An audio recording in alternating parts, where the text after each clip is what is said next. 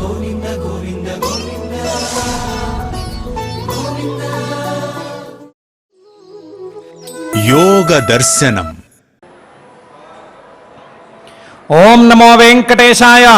స్తంభవర్తన సాధక కుంభకద్వయ సాధక గోవింద గోవింద. కుంభేన సామ్యం వహతీహ దేహే కుంభేన సంస్థాప్య వహంతమన్వహం కుంభేన తుల్యాం మతిమాప్య యోగి కుంభేన చాస్మిన్ పునరాభవేయం అని మహాయోగేశ్వరేశ్వరుడైన శ్రీ వెంకటేశ్వర స్వామి వారిని భక్తిగా ప్రార్థించుకుంటూ పతంజలి మహర్షి గారు రచించిన యోగ సూత్రాలను ఆధారంగా చేసుకుని యోగ దర్శనాన్ని అధ్యయనం చేసే సత్కార్యక్రమాన్ని ఈ సాయంకాల వేళ మనం ప్రారంభించుకుందాము. ప్రారంభంలో ఆచార్యుల వారితో కలిసి ప్రార్థనా శ్లోకాలను పఠించుకుందాము. ఈ కార్యక్రమానికి మంగళారంభం చేసుకుందాము. ఓం నమో నారాయణాయ. శ్రీ గురు ప్రార్థనా. గురుర్బ్రహ్మా గురుర్విష్ణు గురుర్దేవో మహేశ్వరః గురుః సాక్షాత్ పరం బ్రహ్మ తస్మై శ్రీ గురవే నమః. శ్రీనివాస ప్రార్థనా. భాస్వచ్చంద్ర సమేయదీయ నయనే భార్యా యదీయా రమా యస్మాత్ విశ్వసుడప్యభూద్యమికులం యధ్యానయుక్తం సదా నాథో యో జగతాం నగేంద్రదుహితుః నాథోపి యద్భక్తిమాన్ తాతో యో మదనస్య యో దురితః తం వెంకటేశం భజే. పతంజలి ప్రార్థనా. చిత్తస్య వృత్తిమనురుధ్య సుసాధనాభిః జీవః సమాధిమధిగచ్చతి యన్మతేన యోగాస్తథా వసుమితా అధియోగశాస్త్రం येनाश्रिता मम पतञ्जलये नमोऽस्मै. नमो हिरण्यगर्भादिभ्यः योगविद्यासम्प्रदायकर्तृभ्यः वंशर्षिभ्यः नमो महद्भ्यः नमो गुरुभ्यः. శ్రీ గురుభ్యో నమః. వరాహోపనిషత్ అనేటువంటి ఒక ఉపనిషత్తులో ప్రాణాయామం వలన కలిగేటువంటి ఫలితాలు చెప్పుకుంటూ వస్తున్నటువంటి సందర్భంలో కొన్ని వాక్యాలు ఉన్నాయి. అవి వాయావభ్యసితే వహ్నిః ప్రత్యహం వర్ధతే తనౌ వహ్నౌ వివర్ధమానే తు సుఖమన్నాది జీర్యతే అన్నస్య పరిపాకేన రసవృద్ధిః ప్రజాయతే రసే వృద్ధిం గతే నిత్యం వర్ధంతే ధాతవస్తదా ధాతూనాం వర్ధనేనైవ ప్రబోధో వర్ధతే తనౌ అని చాలా సింపుల్గా కనిపించేటువంటి వాక్యాలు.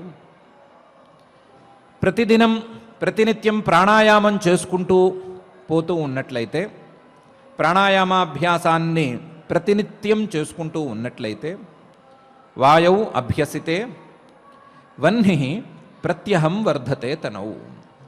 ఈ శరీరంలో జాఠరాగ్ని లేదా ఈ శరీరంలో ఉండి శరీరంలో మనం తిన్న ఆహారాన్ని జీర్ణం చేసేటువంటి అగ్ని, ఆ జీర్ణ శక్తి చక్కగా పెరుగుతుంది. ప్రాణాయామం వలన ఆ అగ్నికి కొంచెం గాలి ఊదినట్లయి అగ్ని చక్కగా మండుతుంది. ప్రత్యహం వర్ధతే తనౌ. రోజూ చేస్తే రోజూ కొద్ది కొద్దిగా అభివృద్ధి చెందుతూ ఉంటుంది. వహ్నౌ వివర్ధమానేతు, ఆ జాఠరాగ్ని పెరుగుతూ ఉండగా, జీర్ణశక్తి పెరుగుతూ ఉండగా సుఖమన్నాది జీర్యతే, తిన్నటువంటి ఆహారం సరిగ్గా జీర్ణం అవుతుంది. సరిగ్గా జీర్ణమవ్వటం అంటే ఈ శరీరానికి శక్తినిచ్చేంత స్థాయిలో చక్కగా జీర్ణమవుతుంది. సుఖమన్నాది జీర్యతే. అన్నం గనక, తిన్న ఆహారం గనక సరిగ్గా జీర్ణమైతే అన్నస్య పరిపాకేన రసవృద్ధి ప్రజాయతే. ఈ శరీరానికి పోషణకు కావలసినటువంటి రసాలన్నీ చక్కగా అభివృద్ధి చెందుతాయి, రసాలు చక్కగా పెరుగుతాయి. ఈ శరీరం దృఢంగా ఉండటానికి, బలంగా ఉండటానికి కావలసినటువంటి రసశక్తి చక్కగా ఏర్పడుతుంది. రసవృద్ధి ప్రజాయతే. రసే వృద్ధిం గతే నిత్యం వర్ధంతే ధాతవస్తదా. ఇలా క్రమక్రమంగా ఆహారం ద్వారా రావలసినటువంటి రసాలన్నీ సక్రమంగా రాగా శరీరాన్ని నిత్యపుష్టంగా ఉంచేటువంటి ధాతువులు చక్కగా అభివృద్ధి చెంది బలంగా దృఢంగా నుంచుని ఉంటాయి. వర్ధంతే ధాతవస్తదా. ధాతూనాం వర్ధనేనైవ. ఈ ధాతువులు బాగా పెరగగా శరీరం బలవంతం కాగా శరీరం బలాన్ని పుంజుకుంటూ ఉండగా క్రమంగా ఈ శరీరంలో జ్ఞానం అనేది ఏర్పడుతుంది.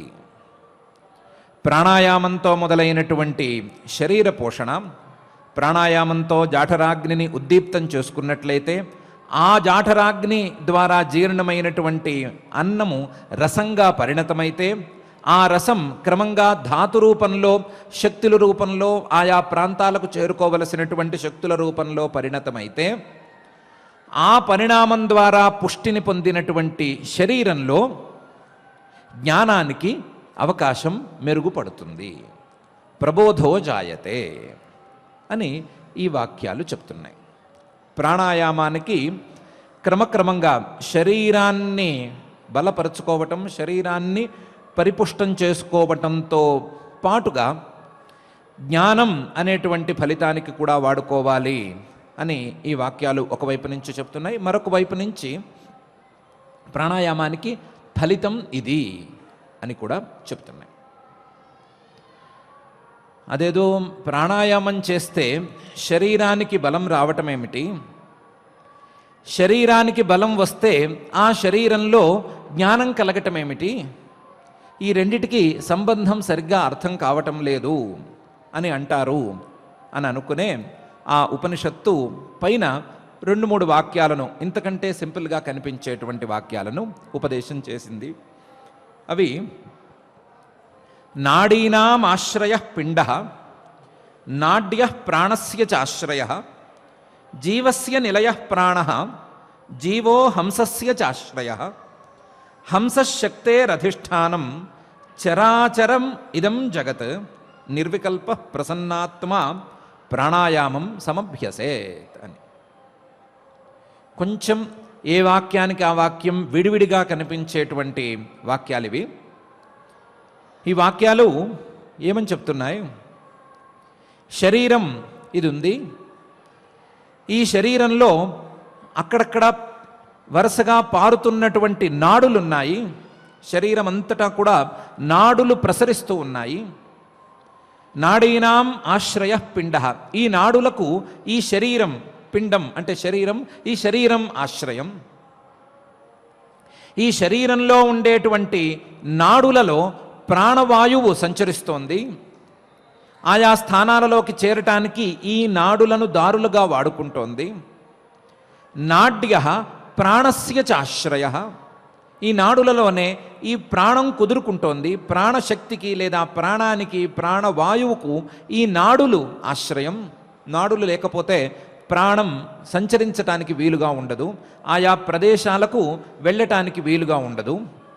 నాడ్య ప్రాణస్య చాశ్రయ, ఈ నాడులలో ఉండేటువంటి ప్రాణం జీవుడికి చాలా కావలసినటువంటి నమ్మిన బంటు.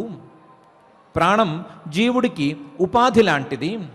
జీవుడు ఈ శరీరంలో ఉండాలి అంటే ప్రాణమే ఆయనకు సాధనం. కాబట్టి ప్రాణ జీవస్య చాశ్రయ, జీవస్య నిలయ ప్రాణ. ప్రాణం ఎక్కడ ఉంటే జీవుడు అక్కడ ఉండాలి. కాబట్టి జీవుడికి ఈ ప్రాణం నిలయంగా ఉంది, ప్రాణం ఉపాధిగా ఉంది, ప్రాణం ఆశ్రయంగా ఉంది. ఆ జీవుడి పక్కనే జీవుడికి సహచరుడుగా పరమాత్మ ఈశ్వరుడు కూడా నుంచునున్నాడు. కాబట్టి జీవ హంసస్య చాశ్రయ. ఈ జీవుడు ఎక్కడ ఉంటే అక్కడ తోబుట్టువులాగా ఆయన కూడా తిరుగుతూ ఉంటాడు, కదులుతూ ఉంటాడు. జీవుడు ఎక్కడ ఉంటే ఆయన అక్కడ ఉంటాడు. జీవుడనేవాడు ఒక పక్షి అయితే ఆ ఒక పక్షి ఎక్కడెక్కడికి ఎగిరి వెళితే అక్కడక్కడికల్లా ఈ రెండో పక్షి అయినటువంటి ఈశ్వరుడు కూడా ఎగిరి వెళతాడు. కాబట్టి జీవుడున్న చోటల్లా ఈ ఈశ్వరుడు కూడా ఉంటున్నాడు. జీవ హంసస్య చాశ్రయ. ఈ విధంగా జీవుడు ఆ హంసనామక పరమాత్మకు లేదా ఈశ్వరుడికి ఆశ్రయంగా ఉంటున్నాడు. తాను వెళ్ళిన చోటల్లా తనతో పాటుగా ఈశ్వరుణ్ణి కూడా తీసుకువెళుతున్నాడు. ఈ పరమాత్మ లేదా ఈశ్వరుడు, ఈ హంస శక్తేరధిష్టానం. శక్తి ఈ చరాచర జగత్తును సృష్టి చేసేటువంటి మూల ప్రకృతి, మూలశక్తి, ఆ శక్తికి అధిష్టానమైనటువంటి వాడు. ఈ పరమాత్మను ఆశ్రయించుకునే ఆ శక్తి ఉంది. ఆ శక్తి ద్వారానే ఈ చరాచర సృష్టి మొత్తం జరుగుతోంది. ఇవన్నీ కలిస్తే, ఇవన్నీ మొదలు శరీరము, శరీరంలో నాడులు, నాడులలో ప్రాణము, ప్రాణాన్ని ఆశ్రయించుకుని జీవుడు, జీవుడి పక్కనే ఈశ్వరుడు, ఈశ్వరుడిలోని శక్తి, ఆ శక్తి ద్వారా సృష్టి, ఇవన్నీ ఆలోచిస్తే ఇదంతా ఎక్కడ నిలబడి ఉంది అని గనక చక్కగా తెలుసుకోగలిగితే ఈ శరీరంలో సంచరిస్తున్నటువంటి ప్రాణం వీటి మీదే నిలబడి ఉంది అనే విషయం అర్థమవుతుంది. హంసశక్తేరధిష్టానం చరాచరమిదం జగత్ నిర్వికల్ప ప్రసన్నాత్మ ప్రాణాయామం సదాభ్యసేత్. అందువలన ఈ మొత్తం ప్రక్రియకు మధ్యలో నిదానంగా ఉండేటువంటి ఈ ప్రాణమే అసలు మూలభూతం కాబట్టి ఆ ప్రాణాన్ని అదుపులోకి తీసుకోవటానికి, ఆ ప్రాణం ద్వారా అటు శరీరాన్ని పరిపుష్టం చేసుకోవటానికి, పరిపుష్టమైనటువంటి శరీరంలో ఉండేటువంటి ఈశ్వరుణ్ణి, పరమాత్మను తెలుసుకోవటానికి ఆ ప్రాణాయామం చేసి తీరాలి. ప్రాణాయామం ద్వారా ప్రాణాన్ని అదుపులోకి తెచ్చుకోవాలి. అదుపులోకి తెచ్చుకుని ఈ ఫలితాలన్నిటినీ పొందాలి అని ఈ వాక్యం విడివిడిగా కనిపిస్తూ మనకు బోధిస్తోంది. ఈ ప్రాణం ఉండేటువంటి నాడులు, ఆ నాడులు ఉండేటువంటి శరీరం, వీటిని పరిపుష్టం చేసుకోవాలి అంటే ప్రాణాయామం చేయాలి. ప్రాణాన్ని ఆశ్రయంగా కలిగినటువంటి జీవుడు, ఆ జీవుడి పక్కన జీవుడి యొక్క సహచరుడైనటువంటి ఈశ్వరుడు, వీళ్ళని తెలుసుకోవాలన్నా సరే ఇదే ప్రాణాయామం చేయాలి. ఒకవైపు శరీరాన్ని పరిపుష్టం చేసుకోవాలన్నా, మరొక వైపు ఈ శరీరంలో ఉండేటువంటి జీవేశ్వరులను తెలుసుకోవాలన్నా ప్రాణాయామం తప్పనిసరిగా చేయాలి అని ఈ వాక్యాలు మనకు బోధిస్తూ నిర్వికల్ప ప్రసన్నాత్మ ప్రాణాయామం సదాభ్యసేత్ అని పూర్తి చేస్తున్నాయి. నిర్వికల్ప, ఏ సందేహము ఉంచుకోకూడదు. ప్రాణాయామం అవసరమా లేదా, మనది ఈ దారా మరొక దారా అనేటువంటి సందేహాలను ఏం ఉంచుకోకూడదు. ప్రసన్నాత్మ, మనస్సును ప్రసన్నంగా ఉంచుకుని మనస్సులో ఏ రకమైనటువంటి అలజడులు రానివ్వకుండా నిర్వికల్ప ప్రసన్నాత్మ ప్రాణాయామం సదాభ్యసేత్, ప్రాణాయామాన్ని నిరంతరం అభ్యసిస్తూ ఉండాలి అని ఈ వాక్యాలు మనకు బోధిస్తున్నాయి. ఈ వాక్యాలు, రెండు రకాల వాక్యాలు కలిపి మనకు ప్రాణాయామం యొక్క ఫలితాన్ని ప్రదర్శిస్తున్నట్లుగా ఉన్నాయి. కానీ ప్రాణాయామం యొక్క తీరును ఇవి చక్కగా మనకు ప్రదర్శిస్తున్నాయి అని చెప్పుకోవటమే నిజమైనటువంటి వ్యాఖ్యానం. ప్రాణాయామం ఎలా ఉండాలి అనే విషయాన్ని ఈ వాక్యాలు మనకు చక్కగా చెప్తున్నాయి, బోధిస్తున్నాయి. ప్రాణాయామం ఎలా ఉండాలి అంటే, ఆ ప్రాణాయామం ద్వారా లోపల ఉండేటువంటి జీవుడి యొక్క జ్ఞానం కలగాలి. లోపలే జీవుడితో సహచరుడుగా ఉండేటువంటి ఈశ్వరుడి యొక్క జ్ఞానం కలగాలి. వాటికంటే ముందు అసలు ప్రాణం యొక్క జ్ఞానం కలగాలి. ప్రాణం, జీవుడు, ఈశ్వరుడు, ఈ ముగ్గురి యొక్క జ్ఞానం కలగాలి. ఈ మూడిటి యొక్క జ్ఞానం కలగాలి అంటే దానికి తగినట్లుగా ఆ ప్రాణం ఉండేటువంటి నాడులు, ఆ నాడులు కలిగినటువంటి శరీరం, ఇవన్నీ బలంగా ఉండాలి. ఈ రెండిటికి ప్రాణాయామం ఒక్కటే సాధనం అని చెప్తున్నాయి. ప్రాణాయామం ద్వారా వీటన్నిటినీ బలపరుచుకోవాలి. బలపరుచుకునేటట్లుగా ఈ ప్రాణాయామం ఉండాలి. ప్రాణాయామం ద్వారా ఈ మూడిటిని తెలుసుకోవాలి, తెలుసుకునేటట్లుగా ఈ ప్రాణాయామం ఉండాలి, దానికి తగినట్లుగానే ఈ ప్రాణాయామం యొక్క ఎక్సర్సైజ్ సాగాలి అని ఈ వాక్యాలు మనకు బోధిస్తున్నాయి. దాన్నే వరాహోపనిషత్తులోని మరొక వాక్యం కొంచెం ముందుకు వెళ్ళి మరింత స్పష్టంగా ఇలా చెప్పింది. బాహ్యస్థం విషయం సర్వం రేచక సమృదాహృత పూరకం శాస్త్ర విజ్ఞానం కుంభకం స్వగతం స్మృతం అని. ప్రాణాయామాన్ని అర్థం చేసుకునేటువంటి విధానం కొద్దిగా మార్చుకుని చూసుకోవాలి. ప్రాణాయామం అంటే ఒక క్రియ అనేటువంటి అభిప్రాయంతో ఉండకూడదు. ప్రాణాయామాన్ని చేసేటప్పుడు బయటకు విడిచిపెట్టేటువంటి గాలిని, రేచకాన్ని బాహ్య విషయం అని భావించాలి, బయట ఉండేటువంటి విషయం అని.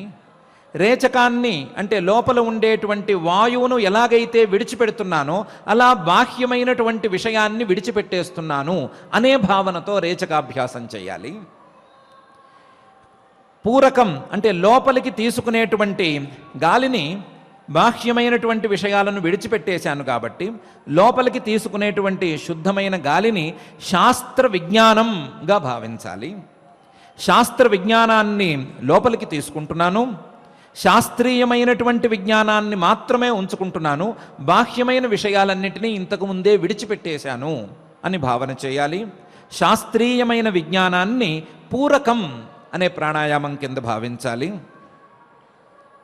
లోపలే గాలిని నిలబెట్టుకుని ఉండేటువంటి కుంభక ప్రాణాయామాన్ని, లోపల అట్టిపెట్టుకునేటువంటి వాయువును ఆత్మానుభవంగా భావించాలి. కుంభకం స్వగతం స్మృతం.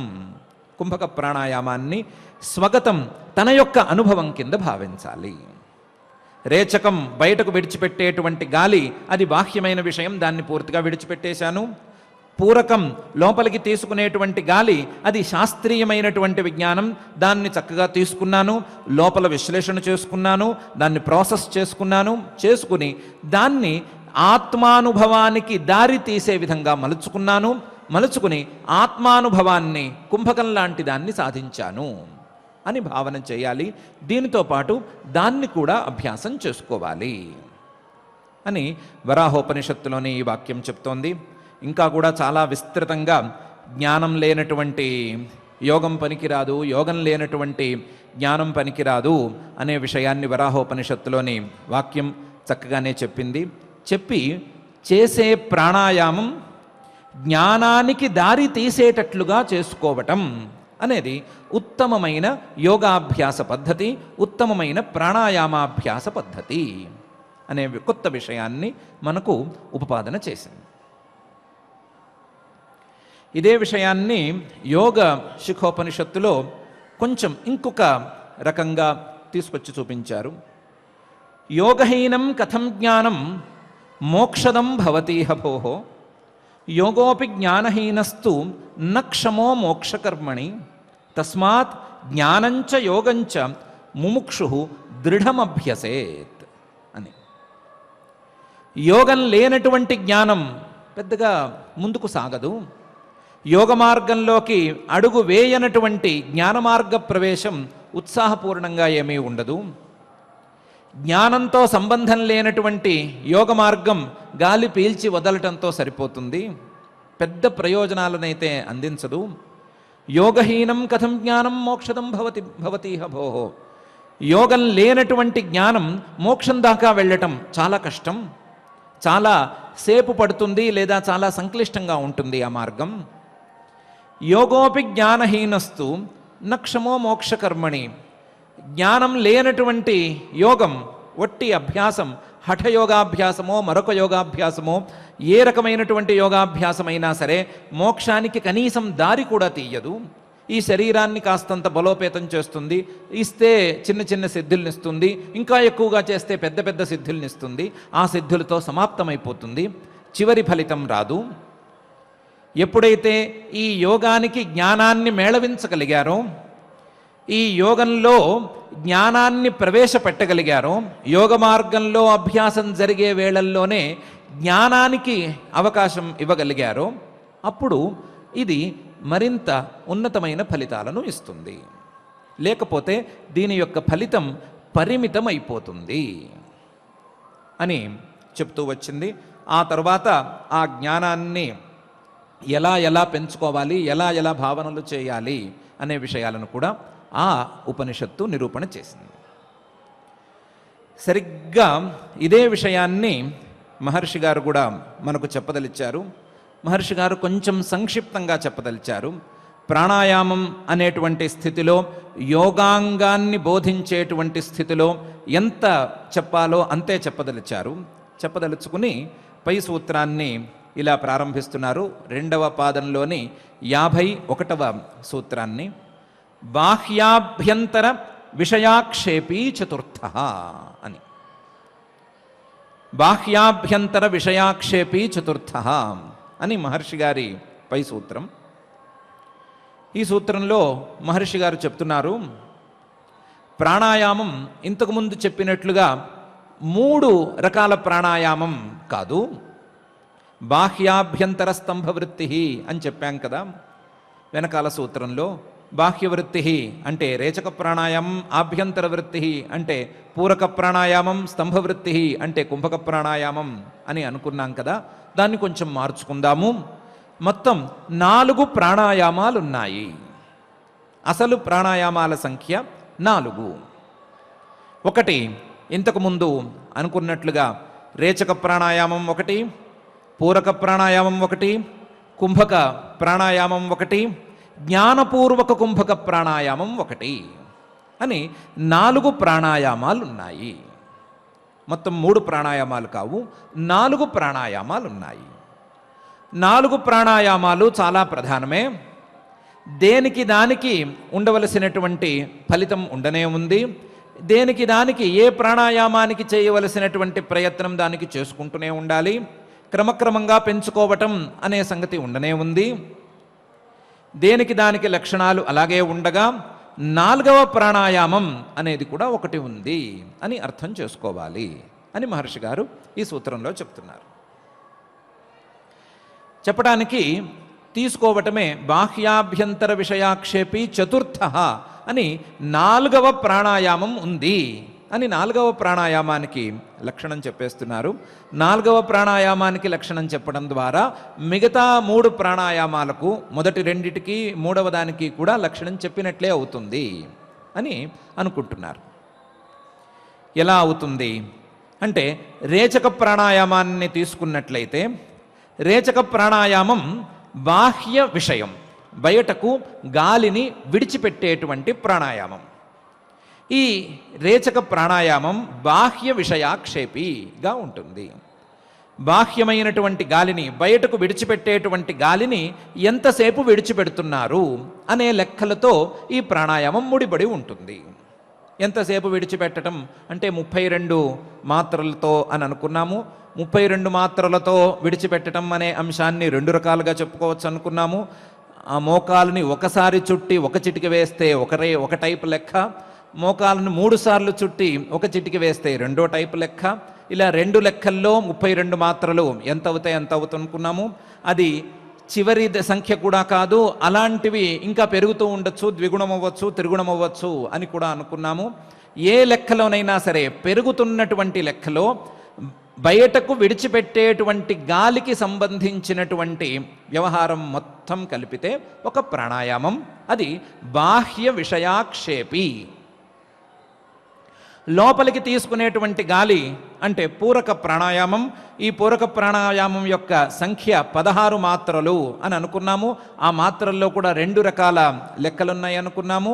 ఆ లెక్క కూడా అక్కడికి ఆగిపోయే లెక్క కాదు, ద్విగుణీకృతం త్రిగుణీకృతం అయిపోతుంది అనుకున్నాము. ఆ తీసుకునేటువంటి గాలికి సంబంధించిన వ్యవహారం మొత్తాన్ని కలిపితే అది ఆభ్యంతర విషయాక్షేపి.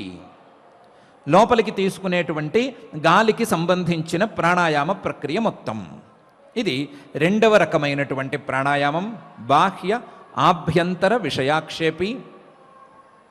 ఇది కాక ఈ ప్రాణాయామాలు 2 జరుగుతూ ఉండగా ఇటు రేచకము ఇటు కుంభకం పూరకము 2 జరుగుతూ ఉండగా మధ్యలో చేయవలసినటువంటి కుంభక ప్రాణాయామం గురించి చెప్పుకున్నాము. ఆ కుంభక ప్రాణాయామం అనేది బాహ్యాభ్యంతర విషయాక్షేపి, అటు బయటకు గాలిని వెళ్ళనివ్వదు, లోపలికి గాలిని తీసుకోనివ్వదు, లోపల స్థిరంగా ఉంటుంది. కాబట్టి ఇది 3వ రకం ప్రాణాయామం. ఇది 3వ రకమైనటువంటి ప్రాణాయామం. లోపల గాలిని స్థిరంగా ఉంచుకోవటం, లోపల గాలిని అట్టిపెట్టుకోవటం అనేది 3వ రకమైన ప్రాణాయామం. ఇక 4వ రకమైన ప్రాణాయామం, 4వ రకంలో ఉండేటువంటి ప్రాణాయామం. ఈ ప్రాణాయామంలో లోపల గాలి ఎంతసేపు ఉంటుంది, లోపల గాలి ఎంతసేపు ఉండి ఎక్కడెక్కడ ప్రసరిస్తోంది, ఎక్కడెక్కడకు ఈ గాలి చేరుతోంది, ఎక్కడెక్కడ ఈ గాలి యొక్క స్పర్శను అనుభవించగలుగుతున్నాము అనేటువంటి విజ్ఞానంతో కలిసినటువంటి ప్రాణాయామం. మొదటి దశలో ఉండేటువంటి కుంభక ప్రాణాయామానికి విజ్ఞానంతో పని లేదు, నడుస్తోందా లేదా అనేదే ప్రధానమైనటువంటి అంశం.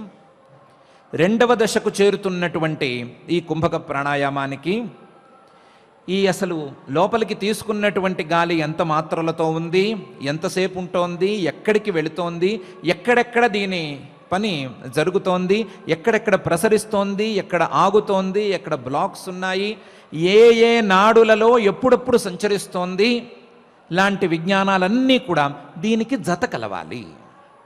జత కలిసినప్పుడు ఈ ప్రాణాయామం, కుంభక ప్రాణాయామం 4వ రకమైనటువంటి ప్రాణాయామంగా మారుతుంది. 3వ రకం ప్రాణాయామం మహర్షి గారి అభిప్రాయంలో చాలా సులభం, దానికి పెద్దగా కష్టపడనక్కర్లేదు, అభ్యాసం చేస్తే చాలు. ఎంతసేపు ఎన్ని రోజులు అభ్యాసం చేయాలి పైన ఉపనిషద్ వాక్యాలలో వచ్చినప్పుడు చూసుకుందాము. అభ్యాసం చేస్తే చాలు, ఇది వచ్చేస్తుంది. కుంభక ప్రాణాయామం పెద్ద కష్టం కాదు. ఈ కుంభక ప్రాణాయామం జరుగుతూ ఉండగా, కుంభకం ఉండగా, ఆ కుంభకంలో నిలబెట్టినటువంటి ఈ వాయువు ఎక్కడెక్కడకు ప్రసరిస్తోంది, ఎంతసేపు ఉంటోంది, ఏ నాడులలోకి వెళుతోంది, ఏ నాడులలో దాని యొక్క ప్రభావం ఎలా ఉంది అని కనిపెట్టటం అనేది విజ్ఞానపూర్వకమైనటువంటి ప్రాణాయామం లేదా ఆలోచనాపూర్వకమైనటువంటి ప్రాణాయామం. ఇలాంటి ఆలోచనాపూర్వకమైనటువంటి ప్రాణాయామమే 4వ రకమైనటువంటి ప్రాణాయామం. దీన్ని సాధించటానికే మిగతా 3 ప్రాణాయామాలు ఉపయోగిస్తాయి అని మహర్షి గారు అంటున్నారు. విజ్ఞానాన్ని జత చేయాలి, ప్రాణాన్ని అలా వదిలిపెట్టేస్తే దానివలన ఉపయోగమేమీ లేదు.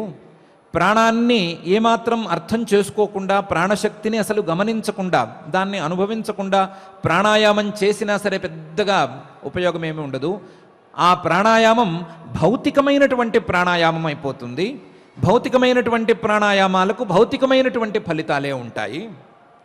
మనకు కావలసింది భౌతికమైన ప్రాణాయామం కాదు, గాలికి సంబంధించిన వ్యవహారం కాదు. మనకు కావలసింది గాలి అనే తత్వాన్ని దాటి ఉండేటువంటి ప్రాణశక్తికి సంబంధించినటువంటి ప్రాణాయామం. ఆ ప్రాణాయామం మనల్ని విజ్ఞానం వైపుగా నడిపించేటట్లుగా ఉండేట్లుగా చూసుకోవలసింది.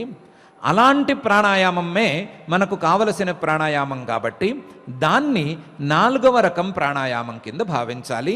దాన్ని సాధించటం కోసం ప్రయత్నం చేయాలి అని మహర్షి గారు అంటున్నారు. 3వ రకం కుంభకం ప్రాణాయామం వచ్చేస్తే వచ్చేయచ్చు, మాత్రలు పెరిగిపోతూ ఉండొచ్చు.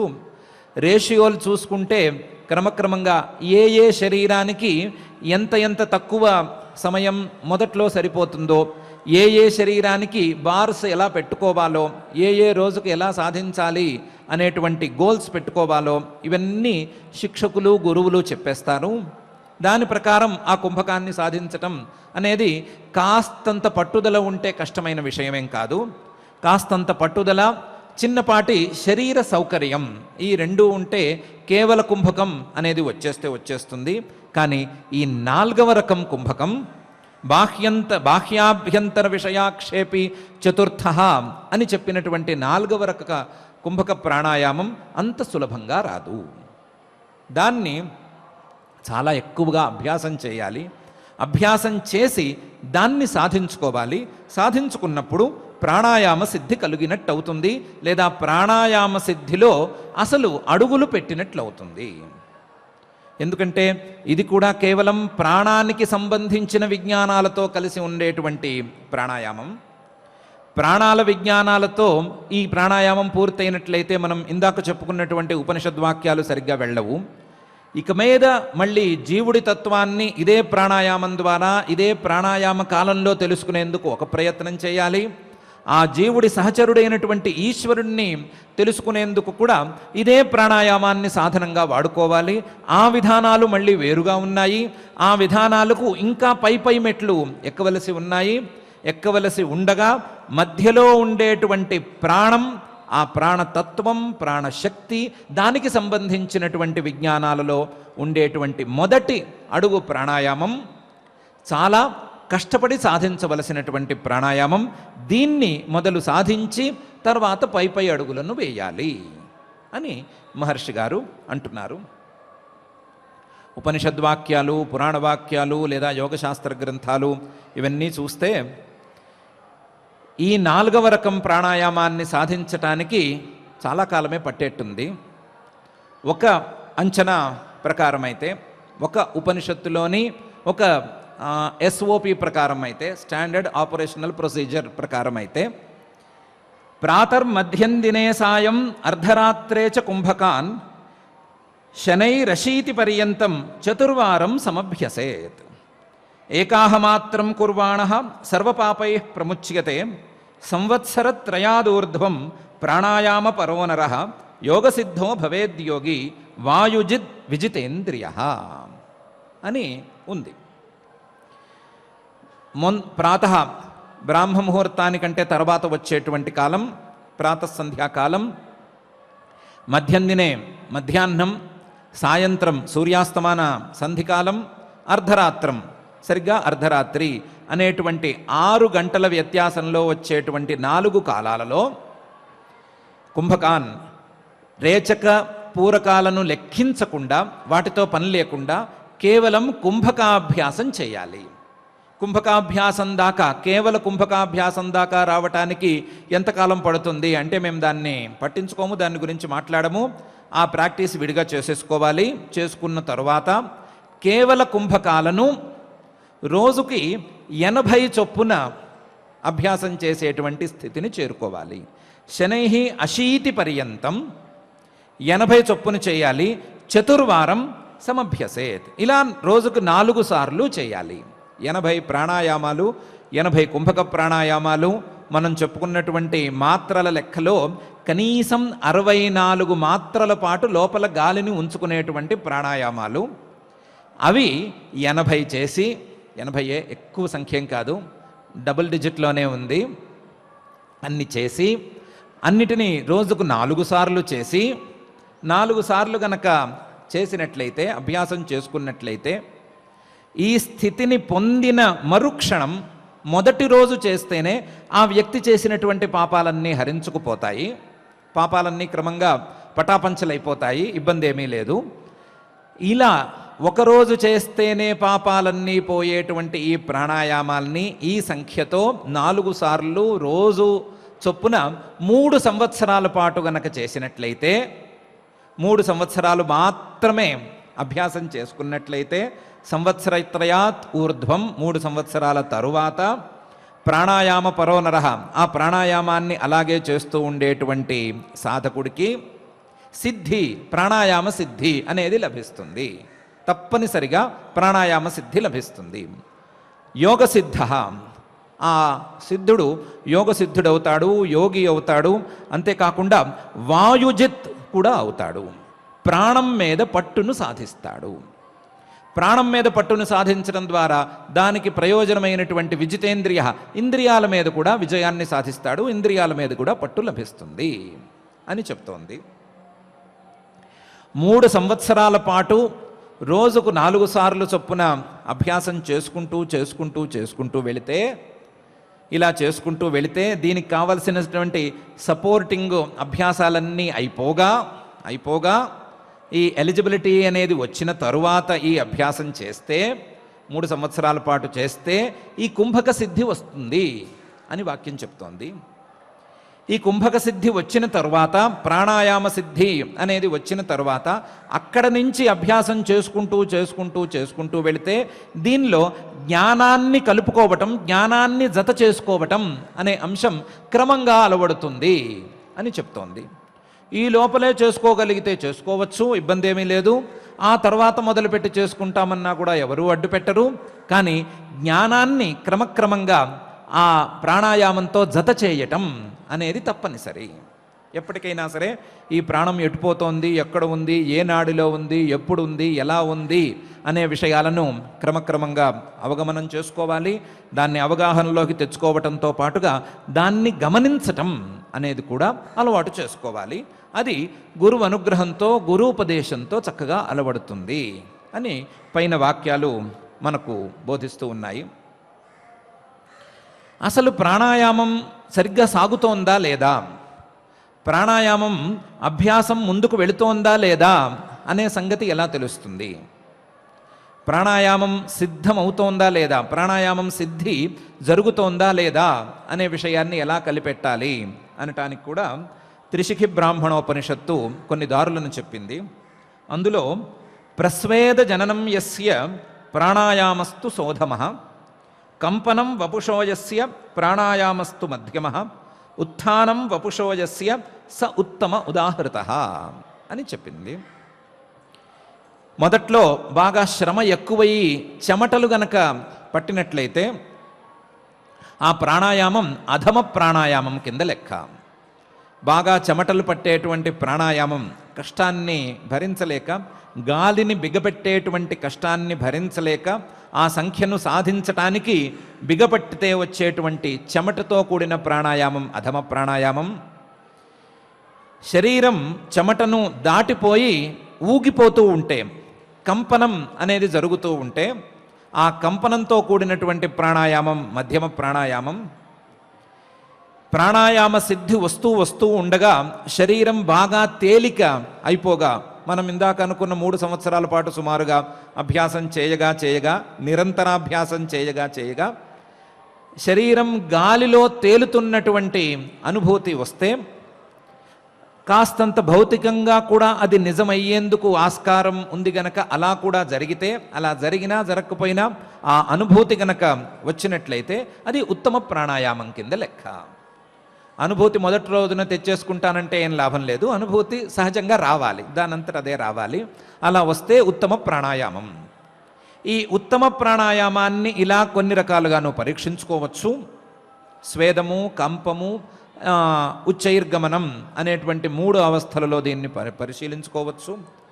ప్రాణాయామం సిద్ధిస్తోంది అనే నమ్మకం క్రమక్రమంగా కలిగిన తరువాత అందులోకి ఈ ప్రాణశక్తిని గమనించటం అనే అంశాన్ని జోడించుకోవచ్చు. కేవలం భౌతిక సాధనగా మిగల్చకుండా దీన్ని విజ్ఞానం వైపు మరచుకునేటువంటి విధానాలను ఆలోచించుకోవచ్చు అని ఆ ఉపనిషత్తు మనకు బోధిస్తోంది. ఆ ప్రాణాయామం సాధిస్తూ ఉండగా క్రమక్రమంగా ఒక్కొక్క భూతం మీద, పంచభూతాలలో ఒక్కొక్క భూతం మీద విజయం అనేది సాధకుడికి సిద్ధిస్తుంది. మొదలు భూమి జయం అనేది లభిస్తుంది, పృథివీ మీద పట్టు ఏర్పడుతుంది, తర్వాత జలం అనేటువంటి తత్వం మీద విజయం ఏర్పడుతుంది, తర్వాత వాయు విజయం ఏర్పడుతుంది, తర్వాత చాలా పై స్థాయికి వెళ్ళగా తేజో విజయం, ఆకాశ విజయం అనేటువంటి పంచభూత విజయాలు క్రమంగా ఏర్పడతాయి. ఆ భూమి జయాలు జరగగా ప్రాణాయామం సిద్ధిస్తూ ఉండగా, ఆ సిద్ధి యొక్క స్థాయి ఇంకా పెరుగుతూ ఉండగా ఈ అంశాలను జోడించుకుంటూ పోయినట్లయితే ప్రాణం ఎక్కడెక్కడ నడుస్తోంది, ఎక్కడెక్కడ ఉన్నది అనే అంశాన్ని సరిగ్గా గమనించగలిగినట్లయితే ఆ ప్రాణాయామం ఉత్తమ ప్రాణాయామం కింద లెక్కకొస్తుంది, 4వ రకం ప్రాణాయామం కింద లెక్కకొస్తుంది అని ఉపనిషద్ వాక్యాలు మనకు బోధిస్తున్నాయి. ఈ 4వ రకంగా చెప్పబడినటువంటి ప్రాణాయామాన్ని మొదటి రకంగా చెప్పి మళ్ళీ ఇది ప్రాణతత్వాన్ని అర్థం చేసుకునే మొదటి రకం ప్రాణాయామము, ఇందులో ఏమీ లాభం లేదు, ఇది అయిన తర్వాత ఇక్కడి నుంచి మళ్ళీ జీవుణ్ణి అర్థం చేసుకోవటానికి, జీవుడి యొక్క తత్వాన్ని తెలుసుకోవటానికి ఇదే ప్రాణాయామాన్ని సాధనంగా వాడుకోవాలి అని ఒక విధానం చెప్పి అది 2వ రకం ప్రాణాయామము. అక్కడి నుంచి ఈ 2వ రకం ప్రాణాయామం బాగా ఫలిస్తూ ఉండగా ఎక్కడ లేని సిద్ధులు వచ్చి పడుతూ ఉండగా ఆ సిద్ధులన్నిటినీ లెక్క చేయకుండా తీవ్రమైనటువంటి వైరాగ్యాన్ని బలంగా ఉంచుకుని ఆ వైరాగ్యంతో ప్రణవజపం ఆ ప్రాణాయామ కాలంలో కనుక చేసుకుంటూ పోయినట్లయితే ఈ జీవుడి యొక్క సహచరుడైనటువంటి ఈశ్వరుడు సాక్షాత్కరిస్తాడు. ఈశ్వరుడు యొక్క తత్వం మనస్సుకు హత్తుకుంటుంది అనే విషయాన్ని ఉపనిషద్వాక్యాలు బోధిస్తున్నాయి. మహర్షి గారు మనల్ని భయపెట్టకూడదు అనే అంశాన్ని దృష్టిలో ఉంచుకుని ప్రాణాయామం గురించి మాట్లాడుతున్నాం కదా. ప్రాణతత్వము దాన్ని ఆలోచించటం లేదా ప్రాణతత్వము యొక్క లోపలి అవస్థలు లేదా లోపలి దశలు ఎలా ఉన్నాయి అని ఆలోచించుకోవటం, ఏ ఏ నాడిలో ఈ ప్రాణతత్వం సంచరిస్తోంది, ఏ ఏ నాడిలో ఉండి ఏ ఏ పని చేస్తోంది అని తెలుసుకోవటం అనే అంశం మీద మొదలు దృష్టి పెడితే తర్వాత వచ్చేటువంటి దశలన్నిటినీ క్రమంగా సాధించుకోవచ్చు. దాని సంగతి తర్వాత చూసుకుందాము. కొంత ముందే కూడా చెప్పేశాము దాని గురించి. ప్రచ్ఛర్దన విధారణాభ్యాం వా ప్రాణస్య అనే సూత్రంలో కొంత చెప్పాము. అలాగే ఈశ్వర ప్రణిధానాద్వా అనే సూత్రంలో కూడా సుమారుగా చూచాయిగా కొన్ని చెప్పాము. అక్కడ చెప్పినవి ఇక్కడ చెప్పినవి కలుపుకుంటారు మనుషులు, మేధావులే. ముందు ఏం చెప్పారు, తర్వాత ఏం చెప్పారు, ముందుకి వెనక్కి సంబంధం ఏంటి, పూర్వాపర సందర్భ శుద్ధి ఎలా ఉంటుంది అని వాళ్లే ఆలోచించుకోగలరు. అంత దూరం చెప్పనక్కర్లేదు. ఉపనిషద్వాక్యాలని వాటిని రెఫర్ చేసుకుంటే క్లారిటీ కూడా వచ్చేస్తుంది. మనం చెప్పవలసింది కేవల కుంభకానికి ఆలోచనాపూర్వక కుంభకానికి ఉండేటువంటి తేడా మాత్రమే. కేవల కుంభకం ఆలోచనతో నిమిత్తం లేకుండా కేవలం భౌతికంగా ఉండేటువంటి కుంభక ప్రాణాయామము, ఆలోచనాపూర్వకమైనటువంటి కుంభకం ఈ ప్రాణము యొక్క గతిని పరిశీలించేటువంటి ప్రాణాయామం, అది కూడా కుంభక స్థితిలోనే జరిగేటువంటి దశ. ఈ కుంభక స్థితిలో ఉండేటువంటి ఈ దశను సాధకులు సాధించాలి. సాధించి ఆలోచనాపూర్వకమైనటువంటి 4వ రకంలో ఉండేటువంటి కుంభక ప్రాణాయామాన్ని సాధించాలి. సాధించి వారు తెలుసుకోవలసినటువంటి తత్వాన్ని తెలుసుకునేందుకు దగ్గరవ్వాలి అని మహర్షి గారు ఈ సూత్రంలో బోధిస్తున్నారు. అతి సంక్షిప్తంగా బాహ్యాభ్యంతర విషయాక్షేపీ చతుర్థ అని చెప్తున్నారు. చతుర్థ అని చెప్పడం ద్వారానే మిగతా 3 ఉన్నాయి అనే విషయం అర్థం చేసుకోమంటున్నారు. ఆ మిగతా 3 యొక్క లక్షణాలు కొంతమేరకు వెనకాల సూత్రంలో చెప్పేశాం కాబట్టి వాటిని అక్కడ చూసుకోమంటున్నారు. దాన్ని మించి తెలుసుకోవలసిన విషయాన్ని, కొత్త విషయాన్ని ఈ సూత్రంలో తెలుసుకోమని చెప్తున్నారు. ఒక చిన్న మరి ఎక్కువ ఉదాహరణ వద్దు, చిన్న ఉదాహరణ చూసుకుందాం. యోగ వాసిష్ఠంలో కాకభుషండ వృత్తాంతం అని ఒక వృత్తాంతం ఉంది. కాకభుషండు అని ఆయన చాలా పెద్ద ఆయన, పేరుకి కాకి కానీ చాలా పెద్ద యోగి. ఆయన కాకిగా అవ్వటానికి ఓ పెద్ద కథ ఉంది, ఆయన యోగిగా మారటానికి అంతకంటే పెద్ద కథ ఉంది, ఆయన ఎంతకాలం బతికి ఉన్నాడు అని చెప్పడానికి ఓ లెక్కలున్నాయి, ఎంతకాలం బతికి ఉండి ఎలా ఆయన తనను తాను నిలబెట్టుకున్నాడు అని చెప్పడానికి ఇంకో వివరణ ఉంది. దీనితో పాటు ఆయన ఎక్కడ ఉంటాడు అని అర్థం అవ్వటానికి పెద్ద కథ ఉంది. ఆయన్ని కలవటానికి వశిష్ఠ మహర్షి గారు వెళ్ళారు. వెళితే ఆయన ఒక కాకి అనే విషయం అర్థమైంది. కానీ సహజంగా వశిష్ఠ మహర్షి గారు యోగి కాబట్టి ఆయన మహాయోగీశ్వరుడు అని కూడా అర్థమైంది. ఆ యోగి గారు తీరా చూస్తే కాకి అనేది పెద్ద విషయం కాదు, పిండేష్ వనాస్థాఖలు భౌతికేషు అని ఒక న్యాయం ఉంది. శక్తి అనేది చూడాలే కానీ ఆ శరీరం ఎలా ఉంది అని చూడవలసిన అవసరం ఏమీ లేదు.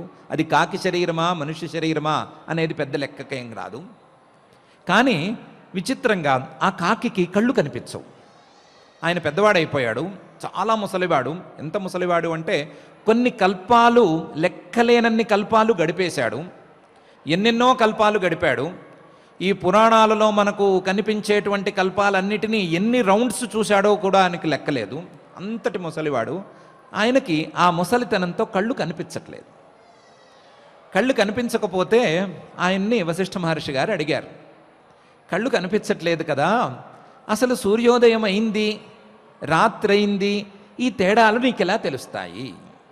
రోజు మొదలైంది, రోజు పూర్తయింది, పగలు పూర్తయింది, లేదా రాత్రి మొదలైంది, రాత్రి పూర్తయింది, ఒక రోజు గడిచింది, ఇలాంటి రోజులు క్రమంగా గడుస్తున్నాయి అని నీకు ఎలా తెలుస్తుంది అని అడిగారు. ఇది వాళ్ళిద్దరి మధ్య జరిగినటువంటి సంభాషణలో ఒక చిన్న ప్రశ్న తాలూకు వ్యవహారం. ఆయన ఏం చెప్పాడంటే, నేను ప్రాణాయామం చేసుకుంటాను కదా, నేను ప్రాణతత్వవేత్తను కదా, అందుకని పొద్దున్న సూర్యోదయానికి నా వాయువు, నా ప్రాణం ఎక్కడ ఉంది, ఏ నాడిలో ఉంది, ఏ చక్రంలో ఉంది అని ఒకసారి చూసుకుంటాను. పొద్దున సూర్యోదయానికి ఇక్కడ ఉంటే సూర్యోదయం దాటి కొంచెం సేపు అయ్యేసరికి బయట బాహ్యమైన జగత్తులో బయట ఉండేటువంటి ప్రపంచంలో కొంత సమయం అయ్యేసరికి నాలో ఎన్ని వాయు సంచారాలు జరిగి ఉండాలి, ఆ వాయు సంచారాలు ఎన్ని జరిగితే ఆ వాయువు ఏ చక్రం నుండి ఏ చక్రానికి వచ్చింది, ఏ నాడి నుండి ఏ నాడికి వచ్చింది, లోపల ఎన్ని నాడులున్నాయి, ఏ నాడిలో ఈ ప్రాణం ఏ సమయానికి ఎక్కడ సంచరిస్తుంది అనే విషయాన్ని నేను గమనించుకుంటూ ఉంటాను, నిరంతరం చూసుకుంటూ ఉంటాను.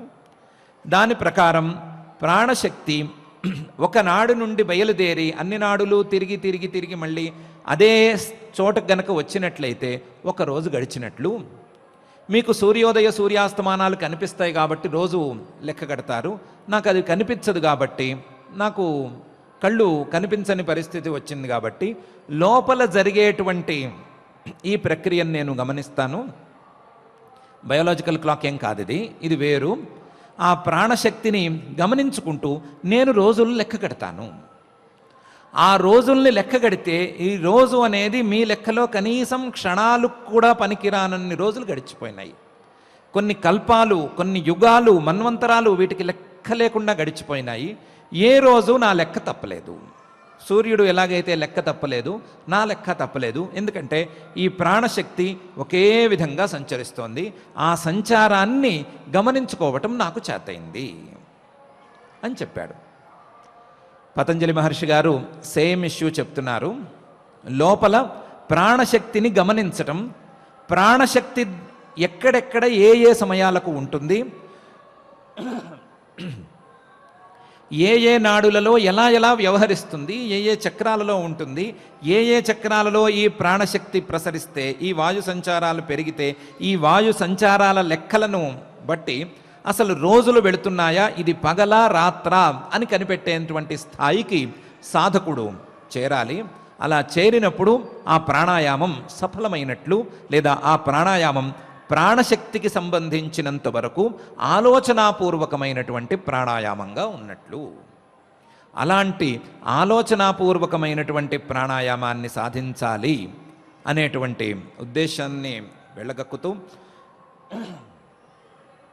ఆ ఉద్దేశాన్ని ప్రదర్శిస్తూ మహర్షి గారు బాహ్యాభ్యంతర విషయాక్షేపీ చతుర్థ అనేటువంటి 4వ రకం ప్రాణాయామాన్ని మనకు పరిచయం చేస్తున్నారు.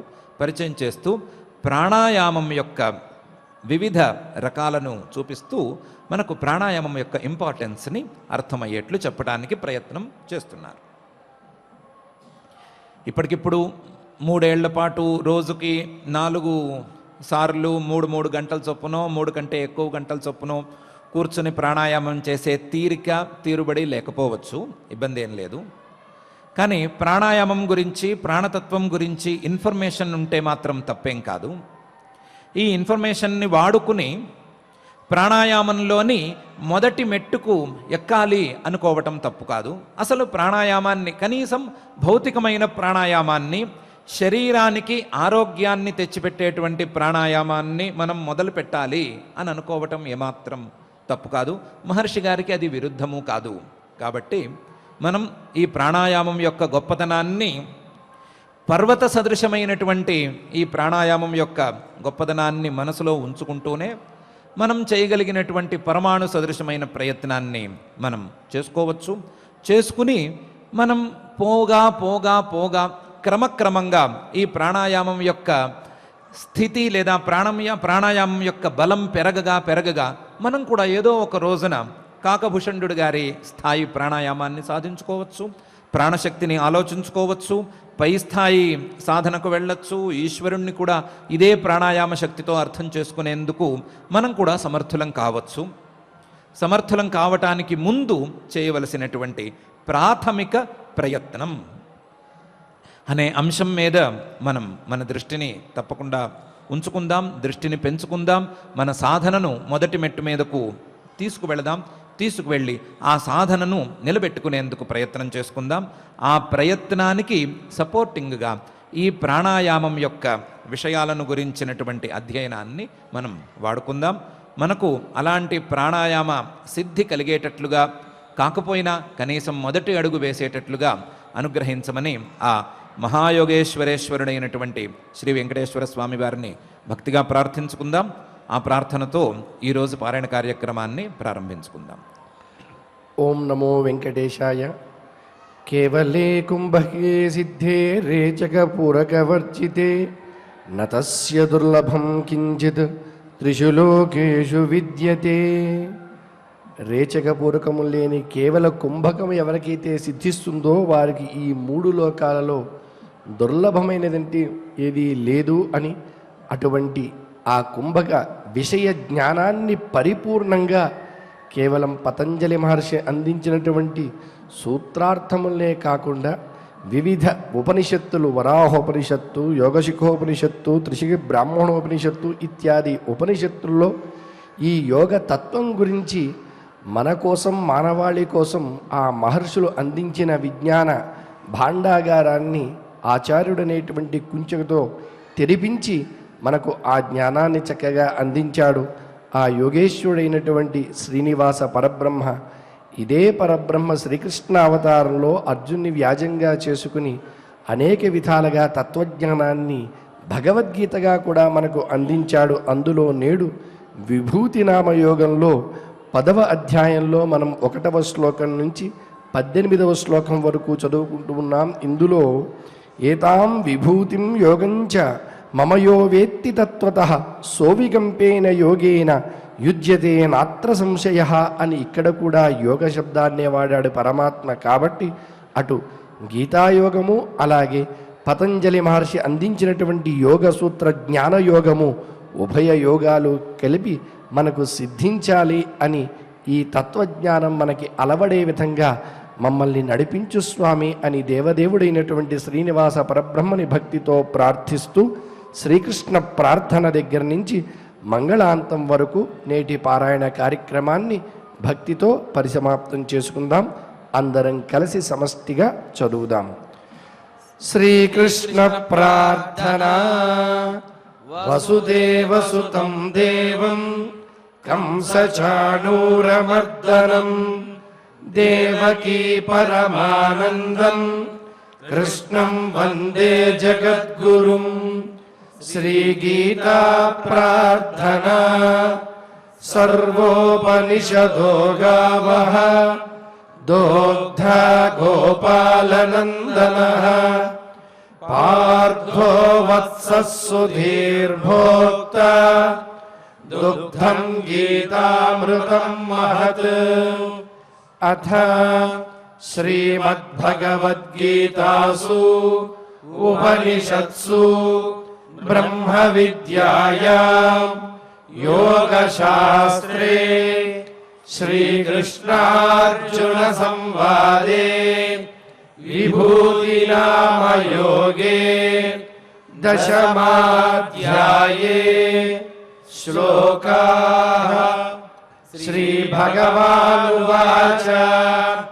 భూయ ఏవ మహాబాహో శృణు మే పరమం వచః యత్తేహం ప్రీయమాణాయ వక్ష్యామి హితకామ్యయా. న మే విదుః సురగణాః ప్రభవం న మహర్షయః అహమాదిర్హి దేవానాం మహర్షీణాం చ సర్వశః. యో మామజమనాదిం చ వేత్తి లోకమహేశ్వరం. అసమ్మూఢః సమర్థ్యేషు సర్వపాపైః ప్రముచ్యతే. బుద్ధిర్జ్ఞానమసమ్మోహః క్షమా సత్యం దమః శమః. సుఖం దుఃఖం భవో భావో భయం చాభయమేవ చ. अहिंसा समता तुष्टिः तपोदानं यशो यशः भवन्ति भावा भूतानां मत्त एव पृथग्विधाः महर्षयः सप्त पूर्वे चत्वारो मनवस्तथा मद्भावा मानसा जाताः येषां लोक इमाः प्रजाः एतां विभूतिं योगं च मम यो वेत्ति तत्त्वतः सोऽविकम्पेन योगेन युज्यते नात्र संशयः अहं सर्वस्य प्रभवः मत्तः सर्वं प्रवर्तते इति मत्वा भजन्ते मां बुधा भावसमन्विताः मच्चित्ता मद्गतप्राणाः बोधयन्तः परस्परं कथयन्तश्च मां नित्यं तुष्यन्ति च रमन्ति च तेषां सततयुक्तानां भजतां प्रीतिपूर्वकं ददामि बुद्धियोगं तं येन मामुपयान्ति ते तेषामेवानुकम्पार्थम् अहमज्ञानजं तमः नाशयाम्यात्मभावस्थः ज्ञानदीपेन भास्वत। अर्जुन उवाच परं ब्रह्म परं धाम पवित्रं परमं भवान् पुरुषं शाश्वतं दिव्यम् आदिदेवमजं विभुम् आहुस्त्वामृषयः सर्वे देवर्षिर्नारदस्तथा असितो देवलो व्यासः स्वयं चैव ब्रवीषि मे सर्वमेतद्रुतं मन्ये यन्मां वदसि केशव न हि ते भगवन् व्यक्तिं विदुर्देवा न दानवाः स्वयमेवात्मनात्मानं वेत्थत्वं पुरुषोत्तम भूतभावन भूतेश देवदेव जगत्पते वक्तुमर्हस्य शेषेण दिव्या ह्यात्मविभूतयः याभिर्विभूतिभिर्लोकान् इमां स्वं व्याप्य तिष्ठसि कथं विद्यामहं योगिन् त्वां सदा परिचिन्तयन् केषु केषु च भावेषु चिन्त्योऽसि भगवन्मया विस्तरेणात्मनो योगम् विभूतिं च जनार्दन भूयः कथय तृप्तिर्हि शृण्वतो नास्ति मे मृतम् इति श्रीमद्भगवद्गीतासु उपनिषत्सु ब्रह्मविद्यायां योगशास्त्रे श्रीकृष्णार्जुन संवादे विभूतिनाम योगे दशमाध्याये श्लोकाः यत्र योगेश्वरः कृष्णः यत्र पार्थो धनुर्धरः तत्र श्रीर्विजयो भूतिः ध्रुवा नीतिर्मतिर्मम अथ क्षमा प्रार्थना यदक्षरपदभ्रष्टं मात्राहीनं च यद्भवेत् तत्सर्वं क्षम्यतां देव नारायण नमोऽस्तु ते। अथ भगवत्समर्पणम् कायेन वाचा मनसेन्द्रियैर्वा बुद्ध्यात्मना वा प्रकृते स्वभावात् करोमि यद्यत् सकलं परस्मै नारायणायेति समर्पयामि। अथ लोकक्षेम प्रार्थना। सर्वे भवन्तु सुखिनः सर्वे सन्तु निरामयाः सर्वे भद्राणि पश्यन्तु मा कश्चित् दुःखभाग् भवेत्। अथ मङ्गलम् श्रियः कान्ताय कल्याणनिधये निधयेऽर्थिनाम् श्रीवेङ्कटनिवासाय श्रीनिवासाय मङ्गलम्।